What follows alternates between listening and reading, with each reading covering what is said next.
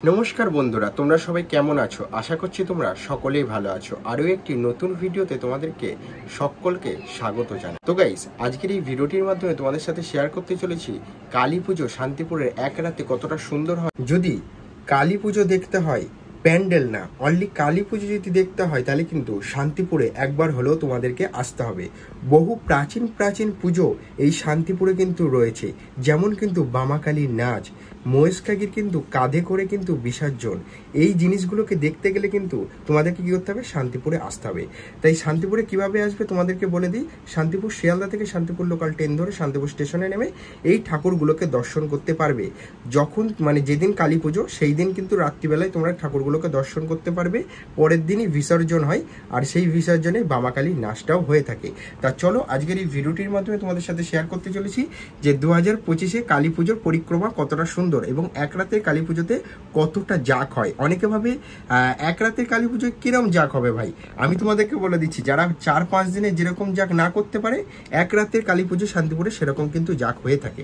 তা চলো আজকে ভিডিওটি শুরু করা যাক এবং দেখে নেওয়া যাক 2025-এ শান্তিপুরের কালী পুজো পরিক্রমা।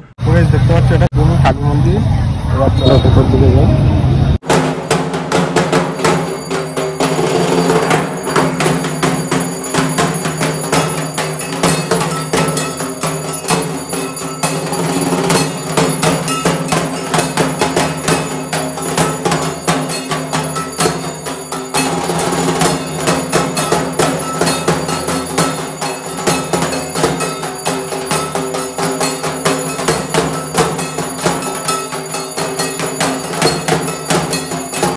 দেখতে পাচ্ছ ফাইনালি বামাকালীতে চলে এসেছি। এবছরের টুনিটা পুরোপুরি লাল লাগিয়েছে, দারুণ লাগছে পুরো। আর সামনের গেটটা তো দেখলে অসাধারণ একেবারে।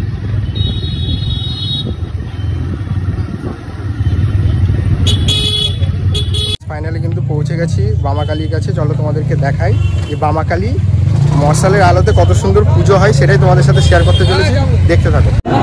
লণ্ঠনের আলোয় এখনো কিন্তু মা পূজিত হয়ে থাকে। এখানে কিন্তু কারেন্টের আলোয় কোনো এখনো কিন্তু ঠাকুর পূজিত হয় না। দেখতে পাচ্ছ এই যে লণ্ঠনের আলো, আগেকার যুগে যে লণ্ঠন চলতো সেই লণ্ঠনের আলোয় কিন্তু বামাকালী পূজিত হয়ে থাকে। বাকি আর লণ্ঠনের আলো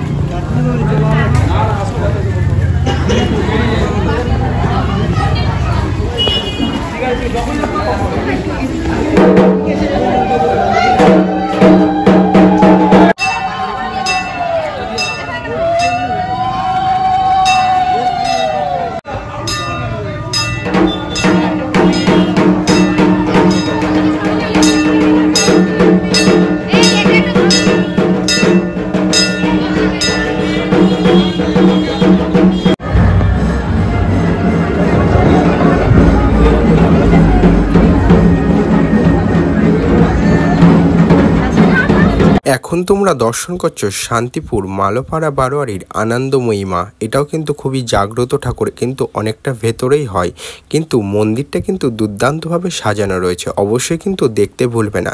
তারপরে ওখান থেকে আমরা চলে এসেছিলাম মাধব কালীতে, যেটা কিন্তু থানার মোড়ে কিন্তু অবস্থিত রয়েছে ইনাদের ক্লাবটা, যেটাকে মাধব কালী নামে পরিচিত হয়ে আসছে। তারপরে ওখান থেকে আমরা ঘুরে চলে এসেছিলাম গুলবাজ গোষ্ঠীতে। কালী পুজোর মধ্যে কিন্তু গুলবাজ গোষ্ঠীরও একটা অন্যতম নাম রয়েছে জাঁকজমকের দিক থেকে। যেমন পজিশন ভালো করে, সেরকম কিন্তু ইনাদের কিন্তু সেটিংয়ে দুর্দান্ত বাজনাও কিন্তু থাকে, অথবা ব্যান্ড কিন্তু থাকবেই।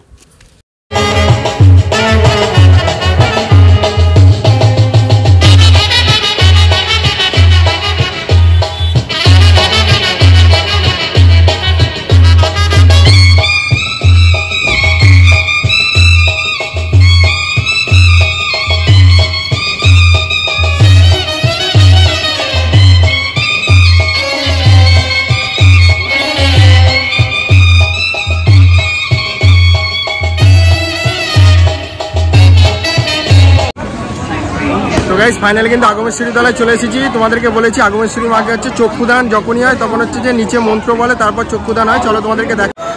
তো গাইস তোমাদেরকে বলেছি না যে চক্ষুদানটা, চোখের যে মণিটা, সেটা হচ্ছে যখন পুজোর মন্ত্র বলবে, নিচে পুজো পুরোহিত করবে, তখন এই চক্ষুদান হবে। কিন্তু তোমাদেরকে আগেও বলেছি, এখনো তোমাদেরকে প্রপারলি দেখতে দেবে, এখনো কিন্তু পুজোয় বসেনি, ঠিক আছে। আর সাজগোজ এখনো পড়ায়নি, প্রায় 11টার পর থেকে সাজগোজগুলোকে পড়াবে।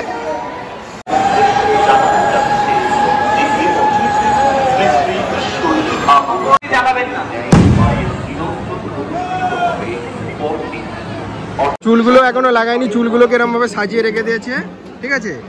পরে চুলগুলোকে লাগাবে যখন সাজ পোশাক হবে। মায়ের পুজো হচ্ছে দেখো।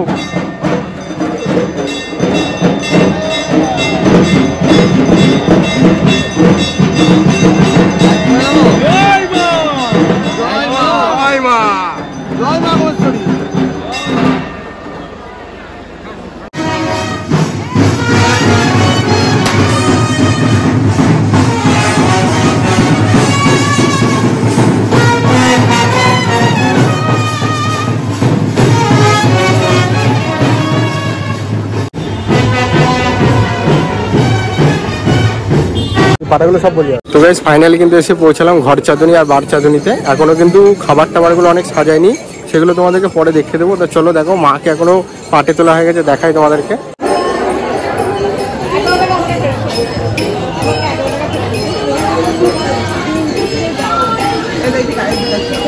বার চাঁদনি সব সন্দেশ দিয়ে নানা রকম ডিজাইনের খাবারগুলো জাস্ট দেখো, ওয়াও লাগবে। এটাই বিশেষত্ব আর কি। ওই ডিজাইনটা দেখো, পুরো সন্দেশ দিয়ে করেছে। গরু করেছে, এতে করেছি এরকম ভাবে, সব অর্ডার দিয়ে করা। এবার ঢুকছি ঘর চাঁদনিতে।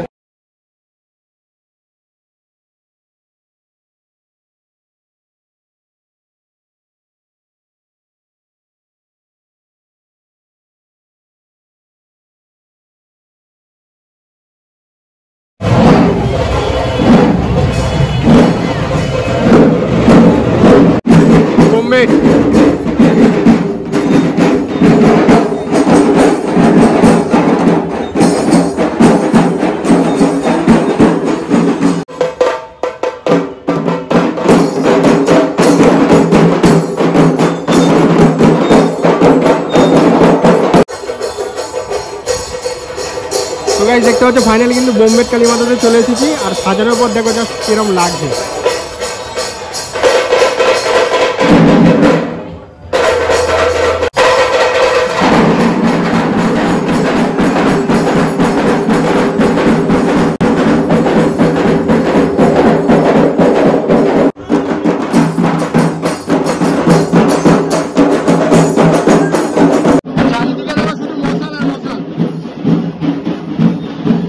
তোমরা এটা মহেশকালী মাতাকে দর্শন করছো শান্তিপুরে।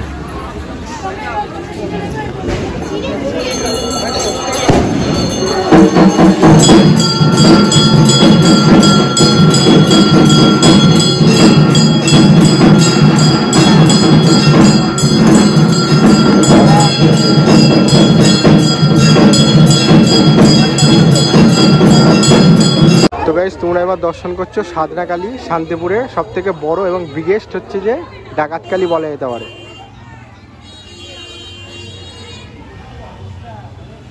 অপরূপ লাগে, সামনে থেকে দেখলে বুঝতে পারবে।